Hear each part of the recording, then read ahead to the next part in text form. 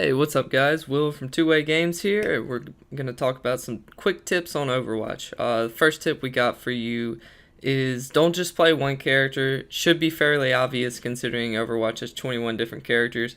But don't just main one character because different team comps and different situations are going to call for different characters. This kind of leads into our second tip as well, which is switch characters during the game based on what your team needs or what the other team is doing.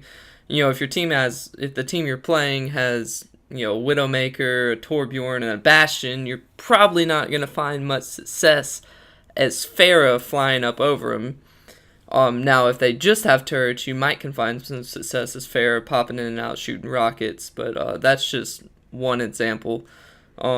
The most common switch is probably going to be due with turrets. If a defensive team is dug in and they have good positions with their turrets and snipers up, you're going to need to switch to a character who can take them out.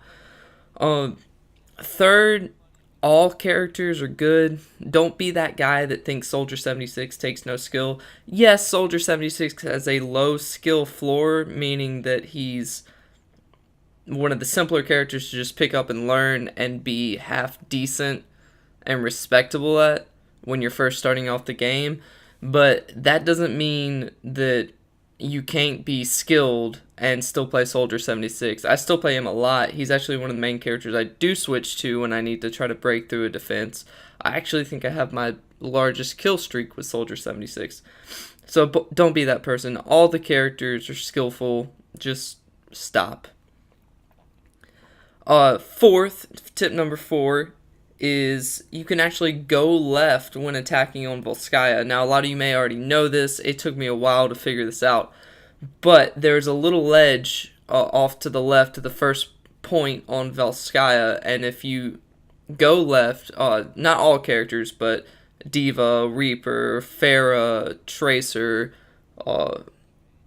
I don't think Lucio, maybe Winston, but any characters that can bridge that gap, it's a fairly big gap, can get over there and you can actually attack from the left, which is really useful because they can't just bottleneck you in that one archway entrance to start off the game.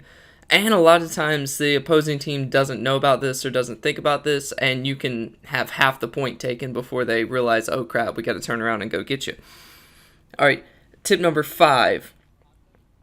This is another thing that probably a lot of you might already know, but D.va can block Hanzo's ultimate with her E, but only while it's still an arrow, so at the very beginning of it. Once it goes dragon mode, just get out of the way. Tip number 6, Zarya's ult works through walls. I didn't realize this until a friend showed me a video of, on one of the, I forgot the name, but the level on Lijiang Tower with the circular point that's outdoors and has a gap all around it.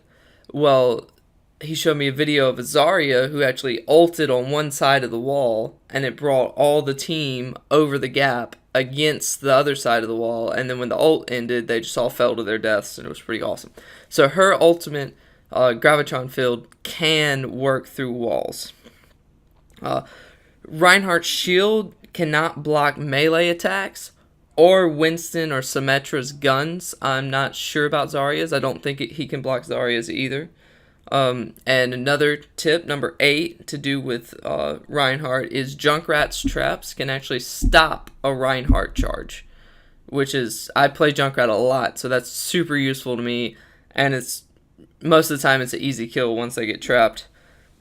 Tip number 9, Pharah can go above D.va's ult. Now, if you don't time it right, you may still take some damage, but you're not just going to get wiped off. So if you're playing Pharah and you don't have the ability to just go around a corner real fast, just fly up in the air. Her damage only goes so high. And finally, tip number 10, know the map, use the map. There's a lot of different tricks you can use on each map, such as the Volskaya one I told you about. You just have to, get familiar with the maps and then choose your characters and play different characters and use different strategies based on what map you're on. Because the same team comp and strategy that works on Temple of Anubis is not also going to work on Hanamura. It's kind of common sense. Alright, so if you found this video helpful, like the video, subscribe for more videos like this, and bye.